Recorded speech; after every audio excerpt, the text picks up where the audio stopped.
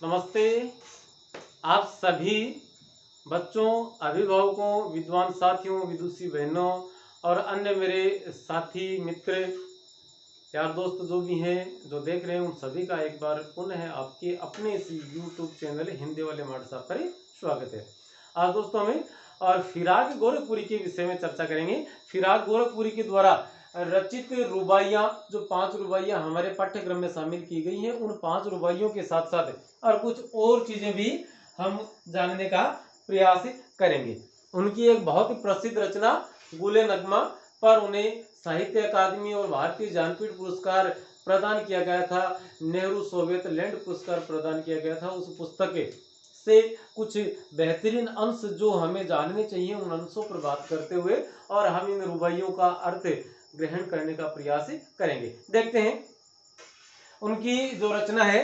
पहले देखें कि फिराक गोरखपुरी, इन फिराक गोरखपुरी का जो वास्तविक नाम था वह रघुपति सहाय था। अब रघुपति सहाय का जन्म गोरखपुर में होता है, तो इसलिए गोरखपुरी तो हो गए, लेकिन फिराक शब्द उन्होंने या फिराक उपनाम उन्होंने क्यों रखा और इसके पीछे क्या वजह थी, उन सब चर्चाओं से गुजरते हुए और इन रुबाइयों का अर्थ ग्रहण करने का कार्य करेंगे, काम करेंगे। देखेंगे ये इनके द्वारा रचित और गुले नगमा नामक किताब है और जिसे फिराक गोरखपुरी के द्वारा रचित है। ऊपर लिखा है भारतीय ज्ञानपीठ पुरस्कार से सम्मानित है। यह है दोस्तों लोक भारती प्रकाशन से प्रकाशित है और इस पर जो अंकित मूल्य है वो 225 रुपए लिखा हुआ है। देखते हैं इनके परिचय के विषय में जाफर रजा ने 2014 में लिखी इस भूमिका पर क्या लिखा है, देखते हैं। वो लिखते हैं कि इनका जन्म 28 अगस्त 1896 ईस्वी को गोरखपुर नगर में हुआ था। इनके पिता मुंशी गोरख प्रसाद थे और जो कि गोरखपुर के बहुत नामी या ख्यातनामी वकील हुआ करते थे। फारसी पर उनका गजब का नियंत्रण था। वो खुद रचनाएं किया करते थे और जब वो रचना लिखते थे तो अपने उपनाम से लिखते थे। गोरख प्रसाद नाम से कभी उन्होंने नहीं लिखा, वो लिखते थे इबरत नामक उपनाम से। और तो इनके पिता का नाम क्या हो गया, गोरख प्रसाद। और 29 जून 1917 ईस्वी को किशोरी देवी से इनका विवाह होता है। 1918 में डिप्टी कलेक्ट्री के लिए ये अपनी प्रतिभा के दम पर मनोनीत किए जाते हैं। 1919 ईस्वी में ICS के लिए चयनित किए जाते हैं और 1920 ईस्वी में इन्हें ट्रेनिंग के लिए लंदन भेजा जाना था, लेकिन वो कार्य हो नहीं पाया क्योंकि इनकी जो गतिविधियां थी वो अंग्रेजों के खिलाफ थी और उस समय अंग्रेजों का राज था। अंग्रेज लंदन में और ICS की ट्रेनिंग करवाया करते थे, तो उन्होंने और इन्हें इनका नाम खारिज कर दिया बाद में।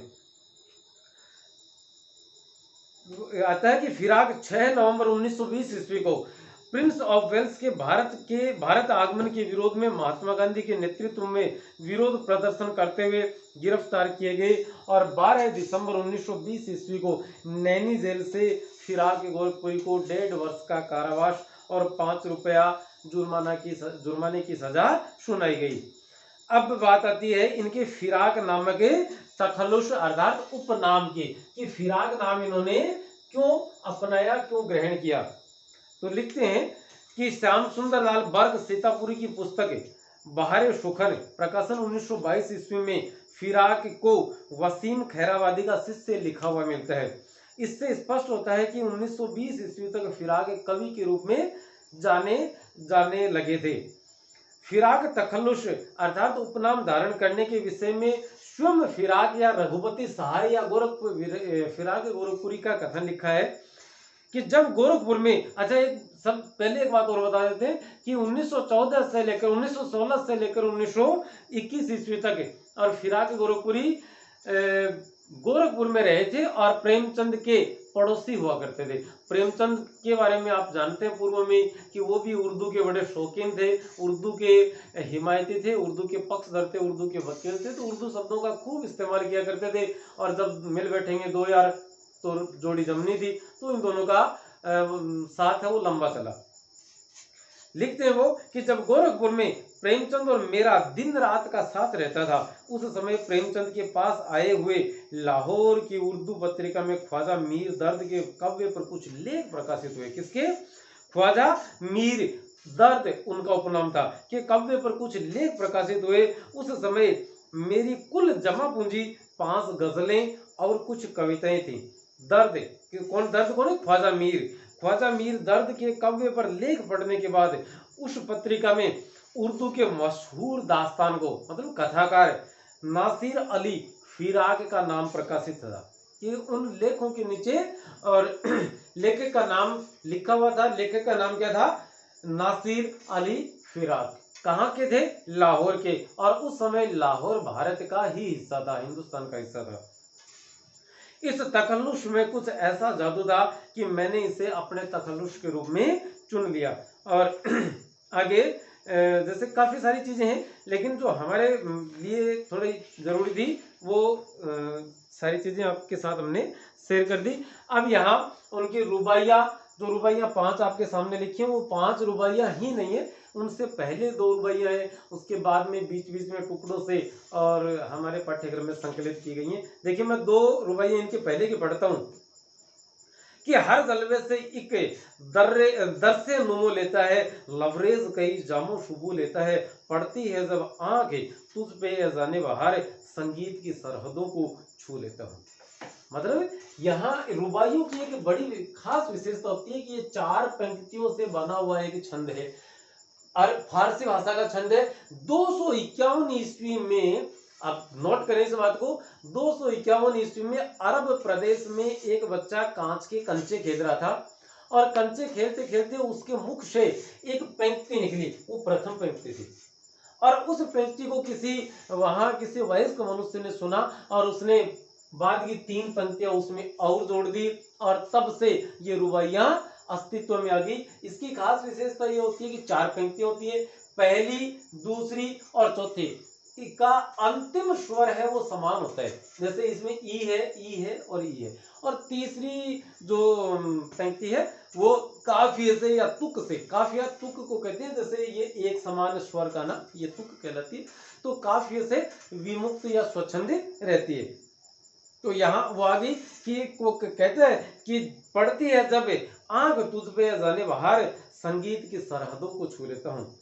आगे लिखते हैं, ढल का आंचल दमकते सीने पे अलग, ढल का आंचल दमकते सीने पे अलग, मतलब शरीर के केस रस्सी या बालों की लटें, पलकों की ओटे मुस्कुराहट की झलक, वो माथे की कहकशां, वो मोती भरी मान, वो गोद में चांद सा हुमकता बालक, वो गोद में चांद सा हुमकता बालक। उसके आगे की जो रुबाई है वो आपके समक्ष है कि आंगन में लिए चांद के टुकड़े को हाथों पे झुलाती है, उसे गोद भरी रह रह के हवा में जो लोका देती है, गूंज उठती है खिलखिलाते बच्चे की हंसी। नहला के छलके निर्मल जल से उलझे हुए गेसुओं में कंघी करके किस प्यार से देखता है बालक मुंह को, किसके? अपनी माँ के, जब घुटनियों में लेके पिन्हाती कपड़े। आगे उसके बाद लिखा है कि दिवाली की शाम घर पुते और सजे, कि दिवाली की शाम घर पुते हुए हैं और सजे हुए हैं, चीनी के खिलौने जगमगाते लावे वे रूपवती मुखड़े पे एक नर्म दमक है, बच्चे के घरों में जलाती है दिए। आगे लिखते हैं कवि,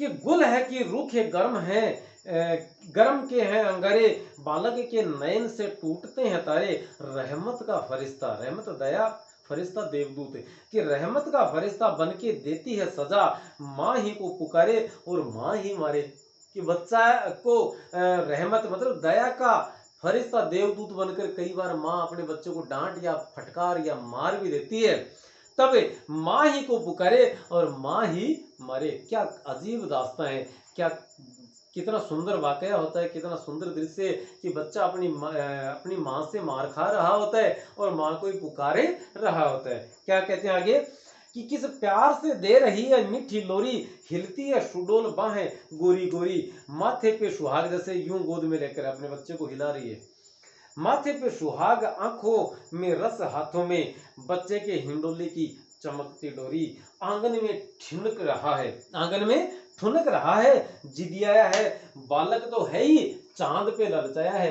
दर्पण उसे दे के कह रही है, माँ देख आईने में चांद उतर आया है। कि ये देख एक चांद ऊपर है और एक नीचे, और देख चांद भी दर्पण मेरे आंगन में उतर आया है। आगे लिखती है, फिर लिखते हैं कवि कि किस प्यार से होती है खफा बच्चे से, खफा मानी नाराज, किस प्यार से होती है खफा बच्चे से, कुछ त्योरी चढ़ाए हुए मुंह फेरे हुए, इस रूठने पर इस रूठने पर प्रेम का संसार निशार, निशार का मतलब निछावर, न्योछावर, हम जिसे न्योछावर या कुर्बान कहते हैं।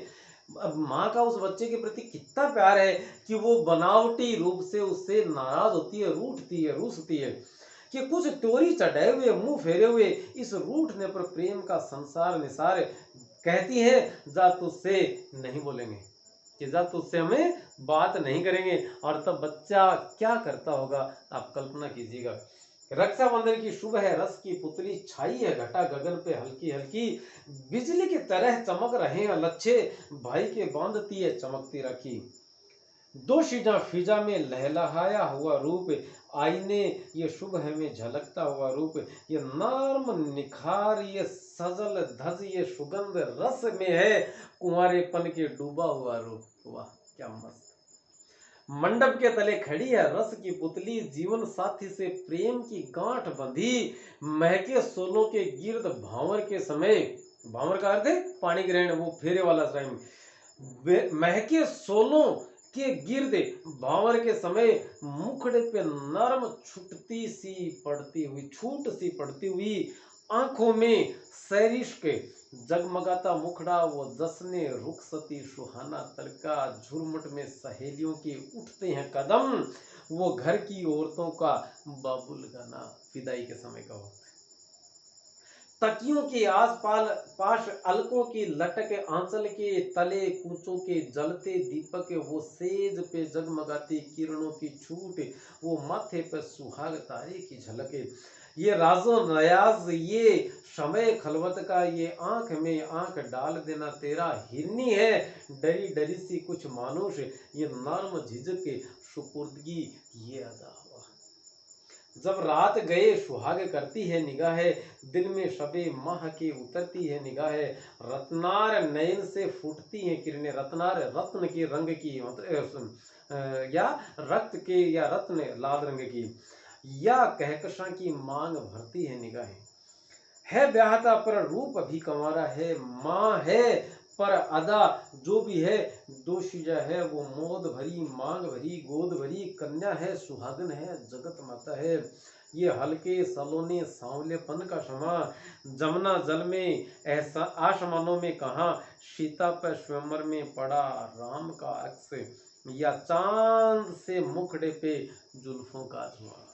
क्या बात, काफी सारी रुबाइयां और है, आनंद आ जाए यकीनन इस किताब को पढ़ते हुए। और जब से ये किताब आई है, ये किताब कब आई है, ये हमारी एक हम कहें कि एक बड़ी खराब आदत है कि जब भी हमारे पास कोई पुस्तक आती है, हम जब भी उसे अपने पास पाते हैं पहली दफ़ा अपना नाम लिखते हैं, और जब उसकी आमद होती है वो आमद की तिथि उस पर अंकित कर देते हैं, कि कभी भविष्य में जब हम न रहें और हमारे चश्मो चिराग इसे खोल के देखेंगे तो पाएंगे कि अमुक तिथि को रघुवीर सहाय का वसंत ही नहीं आया था, अमुक तिथि अमुक वार को हमारे पिता के पास ये पुस्तक भी आई थी, जो हमारे लिए एक विरासत के रूप में रखी हुई है। चलिए आज हम और इन रुबाइयों पर बात करते हैं, काफी वक्त जाया हो गया, लेकिन मैं जहां तक समझता हूँ आपको इन रुबाइयों को सुनकर और मुझे पढ़कर बहुत आनंद आया, शायद आपको भी सुनकर बहुत आनंद आया होगा। चलिए देखते हैं क्या कहते हैं। ये कक्षा 12 है और हिंदी अनिवार्य है, कक्षा 12 है और हिंदी अनिवार्य, और इसमें फिराक गोरखपुरी के द्वारा रचित 5 रुबाइया और एक गजल शामिल है। गजल हम अगले वीडियो में पढ़ेंगे, यहाँ रुबाइया पढ़ते हैं। कि आंगन में लिए चांद के टुकड़े को खड़ी हाथों पे झुलाती है, उसे गोद भरी रह रह के हवा में जो लोका देती है, गूंज उठती है खिलखिलाते बच्चे की हंसी। फिराक साहब लिखते हैं कि एक माँ है जो आंगन में खड़ी है और अपने चांद के टुकड़े को, अपने पुत्र को, अपने बेटे को, छोटे से शिशु को अपनी गोद में लिए है, हाथों पे झुलाती है उसे गोद भरी, और उसे गोद में लेकर यूं हाथों में झुला रही है रह रह के, कि कभी कभी बीच बीच में, रह रहे का अर्थ है बीच बीच में हवा में जो लोका देती है यूं उसे थोड़ा आवाज और ज्यादा और ऊंचाई तक लेकर जाना। रह के हवा में जो लोका देती है, ऊपर की तरफ उछाल देती है, गूंज उठती है खिलखिलाते बच्चे की हंसी। तो फिजा में और उस खिलखिलाते हुए बच्चे की हंसी गूंज उठती है। फिजा का अर्थ है वातावरण, परिवेश, फिजा। और दोनों में ही नीचे नुक्ता लगेगा, दोनों फारसी शब्द हैं। नहला के छलके छलके निर्मल जल से उलझे हुए गेशुओं में कंघी करके किस प्यार से देखता है बच्चा मुंह को, जब घुटनियों में लेके है पिन्हाते कपड़े। कि जब एक माँ अपने उस छोटे से बच्चे को और पानी छलक छलक के, डिब्बे से नहीं, अपनी चुल्लू से, अपने हाथे, अपनी अंजलि से पानी डालती है, छलक छलक के उसके ऊपर, छलके छलके निर्मल जल से, कि निर्मल जल उसके ऊपर छलका छलका कर नहलाती है, उलझे हुए गेशों में कंघी करके। और उसके उलझे हुए जो बाल हैं, केस राशि है उसकी उलझी हुई, उनमें कंघी करती है। और उलझे क्यों? क्योंकि बच्चा छोटा है। और जे कि आपने गाँव गाँव बात चले कि जड़ूलो कुन तर्यो और जड़ूलो ने तर्यो, जना तनी एडिया तले दब जाऊची बड़ा हो जाऊची। अपने घर के में कैंची लगाने को रिवाज अपने गाँव गाँव कुन्नी हुए। तो वही कहानी गोरखपुर में भी थी। गोरखपुरी साहब ने भी उसे नोट किया और लिखा कि उलझे हुए गेशों में कंघी करके, कि उसके उलझे हुए बालों को कंघी से संवार करे और संवारती है, किसे प्यार से देखता है बच्चा मुंह को। किसके मुंह को? अपनी माँ के मुंह को। कि अपनी माँ के मुंह को बड़ी प्यार से देख रहा है। क्यों? क्योंकि माँ नीचे बैठकर अपने घुटनों पर और उस बच्चे को बैठाकर और उसे कपड़े पहना रही है। जब बच्चे को अपने सामने घुटनों पर बैठाकर वह कपड़े पहना रही होती है, तो बच्चे, माँ का जो मुख है वो बच्चे के मुख के लगभग बराबर स्थिति में आ जाता है। और तब बच्चा अपनी माँ के उस गोरे से मुखड़े को देख रहा होता है। आगे लिखते हैं, 2-3 रुबाइयां बीच में काट के और शामिल की गई हैं कि दिवाली के शाम घर पुते और सजे चीनी के खिलौने जगमगाते लावे, वो रूपवती मुखड़े पे एक नर्म दमक बच्चे के घरोंदे में जलाती है दिए। कि दिवाली की शाम है, घर पुते हुए हैं और सजे हुए हैं और चीनी के खिलौने जगमगाते लावे। और चीनी मिट्टी के जो खिलौने हैं, मिट्टी के खिलौने, वो जगमगाते हुए से जो खिलौने हैं, बहुत ही चमकदार खिलौने हैं, वो घर में लेकर आए गए हैं। वो रूपवती मुखड़े पे एक नर्म दमक है। और वो घर की जो महिला थी, जो नायिका है, उस नायिका के उस सुंदर से मुखड़े पर एक बहुत ही नरम सी एक चमक है, बहुत ही नरम सी एक दमक है। और वो किसकी है? उसके सौंदर्य और उसके स्वास्थ्य की, उसके शारीरिक सौष्ठव की। वो क्या करती है? बच्चे के घरौंदे में जलाती है दिए। बच्चे ने अपना जो घरौंदा बना रखा है, उस घरौंदे में उसने वो क्या जलाती है? दिया। क्योंकि दिया का अर्थ है दीपक, कि उसमें वह दीपक जलाती है। क्यों जला रही है? क्योंकि दीपावली का दिन है, दिवाली का दिवस है, दिवाली के दिवस है। जब पूरे घर में रोशनी की गई है, पूरा घर जब रोशन है, तो उस बच्चे का घरौंदा रोशन क्यों न हो। ये एक माँ की हम कहें कि माँ की ममता थी। आगे लिखते हैं कि आंगन में ठुनक रहा है, जिदियाया है, बालक तो है ही, चांद पे ललचाया है। दर्पण उसे देख के कह रही है, माँ देख आईने में चांद उतरा है। अब छोटा बच्चा था, और छोटा बच्चा होने की वजह से और वो स्टाइल में आ गया अपनी में। माँ से कह रहे पूछ तुम। माँ कह रही है, बेटा इधर देख। नहीं देखता। माँ से इधर जाता नहीं देखता ना। तो जिद पकड़ दी कि मेरे को तो वो वाला खिलौना चाहिए तो चाहिए। अब आंगन में ठुनक रहा है, मतलब नाराज होकर यूं मरोड़ कर घूम रहा है और जिद्दी आया है। अरे बड़ा जिद्दी है, जिद पे उतरा है कि मैंने तो वो चंदा मामा लेना है ना। बालक तो है ही, कि बच्चा तो है ही, चांद पे ललचाया है। और बच्चा तो है ही, और लालच उसके मन में आ गया कि आज तो चांद ही लेना है, चांद ही खाना है, चांद ही ओढ़ना और चांद ही पहनना है। चांद पे ललचाया है। दर्पण उसे दे के कह रही है, माँ। अब माँ तो उसी की है। बच्चा कितना ही ठुनके, कितना ही ललचे, लेकिन माँ तो उसी की है। माँ के हाथ में तो सारी रगी होती हैं। तो माँ दर्पण उसे देकर बच्चे के हाथ में और दर्पण देके माँ ने कहा, देख बेटा वो चांद उधर है और चांद का प्रतिबिंब उस दर्पण में दिखाई दे रहा, उस आईने में। दर्पण का अर्थ है आईना, दोनों एक ही शब्द है कि दर्पण उसे देख के कह रही है माँ, देख आईने में चांद उतरा है, कि बेटा देख आईने में भी, इस शीशे में, तुम्हारे शीशे में आ गया। ये देख कितनी बुढ़ी बात है, कोठे ऊपर जाता, आपने तो घर कांच के महीने चांदे उतरे हुए। और बच्चों क्यों हो खुश कि चांद कहाँ है, मेरे कब्जे में है। चांद पर किसका साम्राज्य, चांद पर किसकी हुकूमत है, बच्चे को पूछे जाए तो बच्चा कहेगा आज के दिन तो बंदे की हुकूमत है ना। तो बंदा, वो बंदा राजी हो गया, बच्चा राजी प्रसन्न खुश हो जाता है। आगे फिर रुबाइयां देख दो, बीच में मिस करके अगली रुबाई लिखी है कि रक्षाबंधन की शुभ है, रस की पुतली छाई है घटा गगन की हल्की हल्की, बिजली की तरह चमक रहे हैं लच्छे, भाई के हैं बांधती चमकती राखी।